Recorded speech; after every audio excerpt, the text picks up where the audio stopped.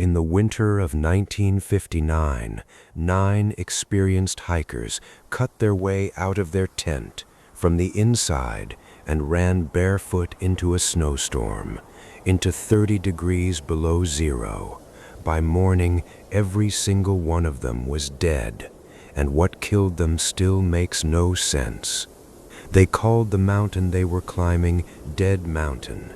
The 9 young people who set out toward it knew exactly what that meant, and they went anyway, because they were good. Skiers, climbers, students who had spent years in the kind of cold that kills the unprepared in minutes. Their leader was a careful man named Igor Dyatlov, the sort of person you'd trust with your life. 9 of them walked up into those mountains. None of them walked back. When weeks passed with no word, a search party climbed up after them, and high on a bare, wind-blasted slope, they found the tent. It was still standing, barely, sagging under the snow, and everything was inside it. Their boots, their heavy coats, their food, some of it laid out as if they'd been moments from eating. Everything was inside the tent, except the 9 people who should have been in it. And the tent had been cut open, not torn by wind, not slashed from outside by an attacker. Cut from the inside, someone had taken a knife to their own shelter and ripped their way out into the storm. Now hold on to that question, because everything that follows comes back to it. What makes 9 experienced people destroy the one thing keeping them alive and run out into a night cold enough to kill? The footprints answered part of it and made the rest so much worse. 9 sets of tracks led away from the tent, down toward the trees. And here is the detail that has haunted this case for over 60 years. They were barefoot, or in a single sock, one of them in just one shoe. In 30 below, they had walked out into the dark and left behind every single thing that could have saved them.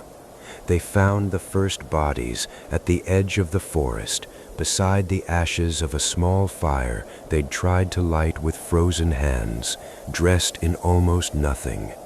And in the tall cedar above them, the branches were snapped off high up, far too high to reach from the ground, as if someone had clawed their way up that tree. To look back at the tent, or to watch for whatever was out there. Others lay between the fire and the tent, frozen in the snow, every one of them facing back up the slope. In their last moments, they had been trying to return to the shelter they'd been so desperate to escape. But the search party didn't yet know the worst of it, because 4 of them were still missing, and they would stay missing until the snow began to melt. Months later, they found the last 4 in a ravine under almost 4 meters of snow, and what had been done to them no one has ever been able to explain.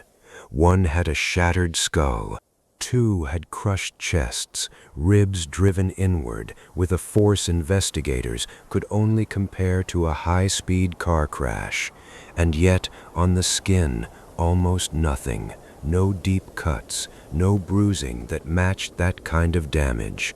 Something had broken them from the inside out without leaving a mark on the surface, and 1 young woman was found missing her tongue and her eyes. The Soviet authorities investigated, and then, very quietly, they closed the whole thing down. The official cause of death was written in 1 cold, impossible phrase. The hikers, it said, had died from a compelling natural force. A compelling natural force. No name, no explanation.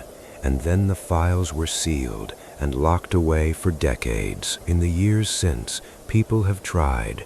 An avalanche that panicked them out of the tent, a freak wind, a secret military test which might explain the traces of radiation later found on their clothes.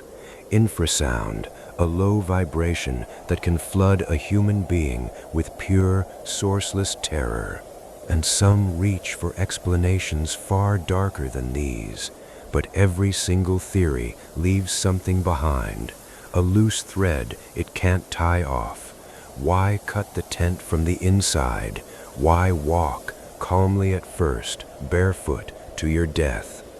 What did 9 careful, experienced people see, or hear, or feel that made the killing cold outside more bearable than whatever was in that tent with them? We will probably never know. The slope has a name now. They named it after the careful one, the one you'd have trusted with your life. Dyatlov Pass. The next one doesn't happen on land at all.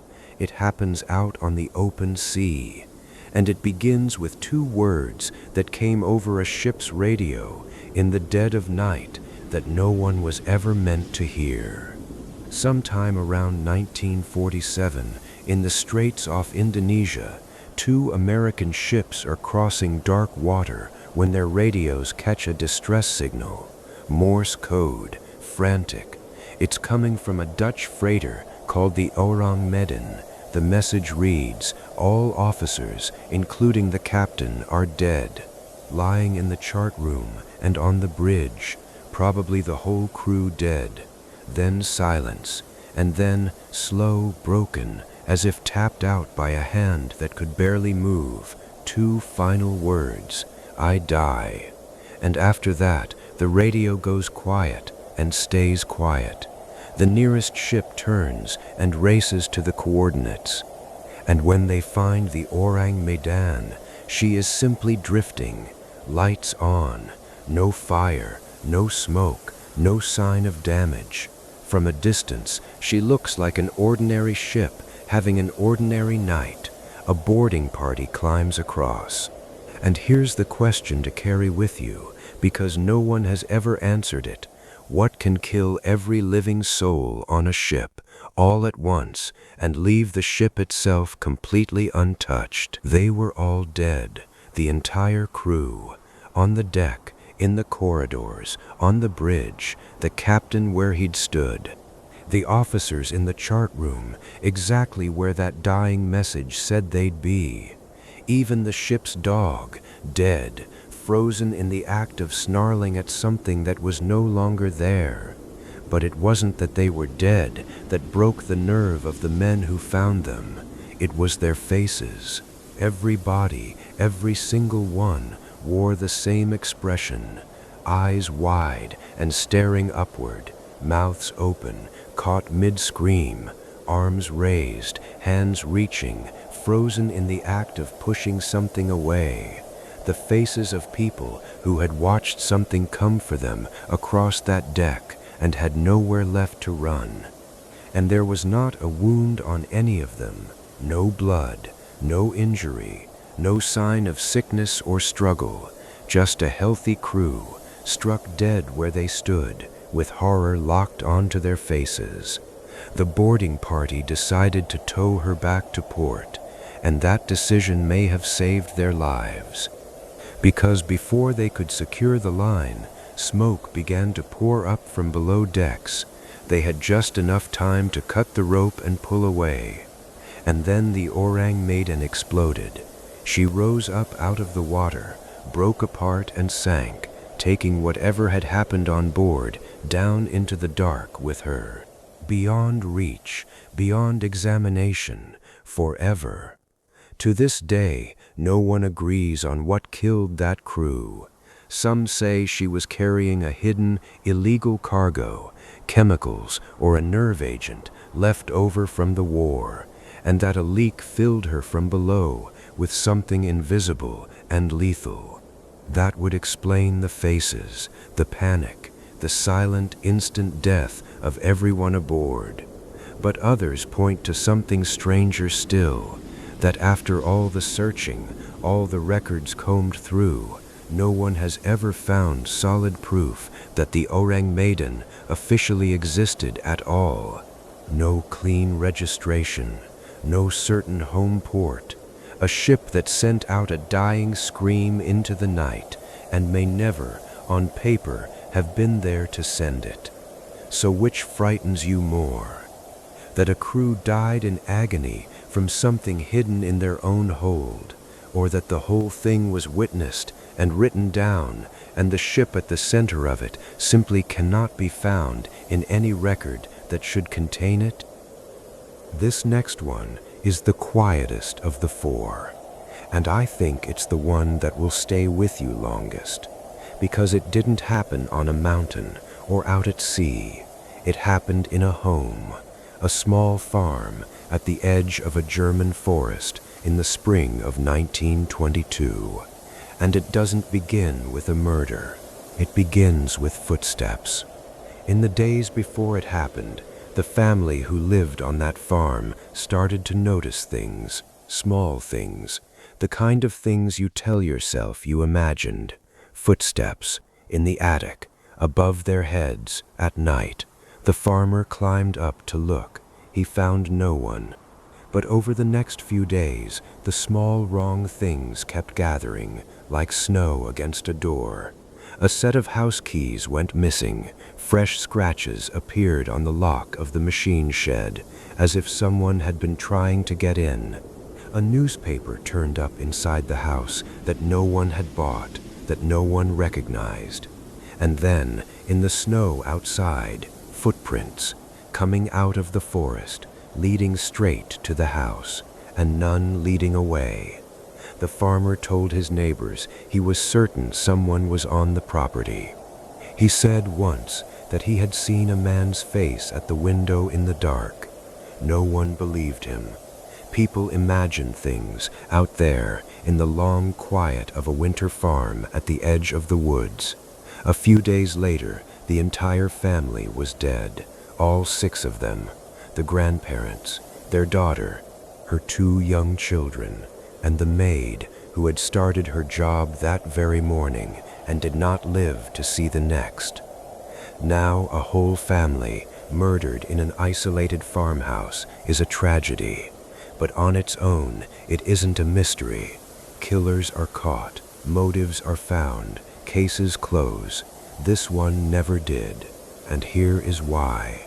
Here is the part that has kept this story alive for 100 years. After the family was dead, the killer didn't leave. When neighbors finally came to the farm, days later, they found something that made no sense at all. The animals had been fed, the cattle cared for. Smoke had been seen rising from the chimney for days. There were signs that meals had been cooked and eaten in that kitchen. The beds had been slept in. Someone had murdered an entire family and then settled in, eating their food, sleeping under their roof, tending their livestock, living calmly for days in a house full of the dead, as if, having taken the farm from them, they had simply decided it was theirs now. And then, at some point, they were gone, and no one ever saw them come or go. The police questioned dozens, nearly 100 suspects over the years. The case was reopened again and again by new detectives with new science, long after everyone who'd lived on that farm was in the ground. Nothing, no motive that fit, no name that held, no answer. The strangest unsolved murder in German history isn't strange because of how that family died. It's strange because of what the killer did after. They didn't run, they stayed, they lived there, and to this day, no one knows who they were or why, after doing such a thing, they wanted to stay in that house at all.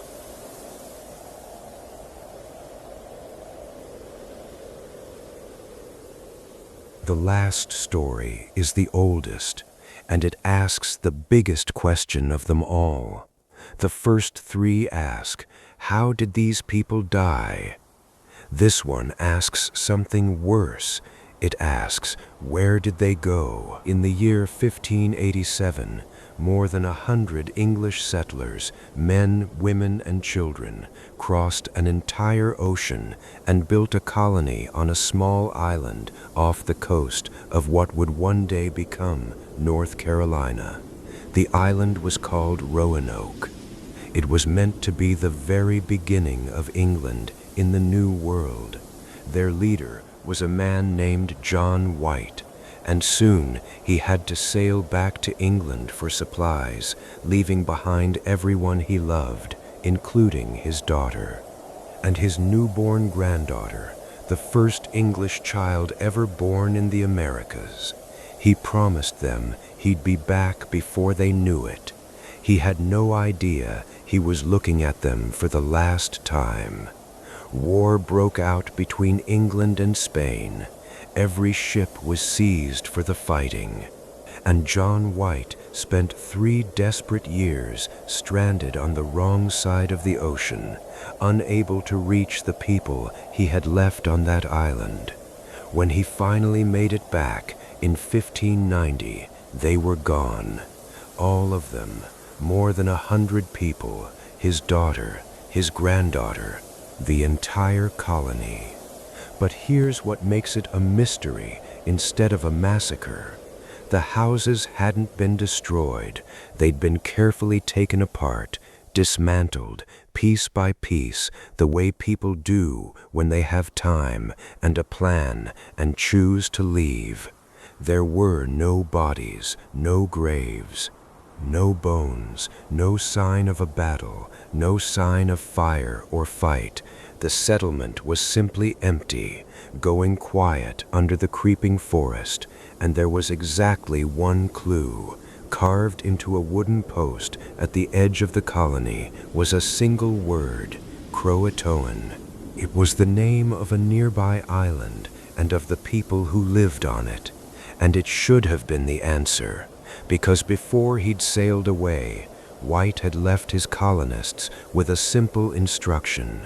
If you ever have to leave this place, carve where you've gone. And this part matters. If you leave in danger, under attack, in fear, carve a cross beside it. There was no cross, just the word, Croatoan. So it should have been simple. Sail to Croatoan Island, find them. But that very night, a storm rose up out of nowhere, violent, sudden, and drove John White's ship back out to sea, away from the coast, away from the one clue to where his family had gone. He never reached the island. He never found a single one of them. He died years later, back in England, never knowing what had become of the people he'd left behind. And neither do we. For more than 400 years, people have searched. Some believe the colonists simply joined the Croatoan people and lived out their lives among them. Others believe hunger or disease or something darker reached them first. There are old, strange accounts of gray-eyed people, generations later, deep inland, who told of ancestors that could make a book speak, but there has never been proof, never a clear ending, never a moment where anyone gets to say, this is what happened to them, this is where they went. More than 100 people, an entire community, mothers, fathers, children, a newborn baby, gone from a small island, leaving behind nothing but neatly dismantled homes and one word cut into wood, Croatoan, and then 400 years of silence.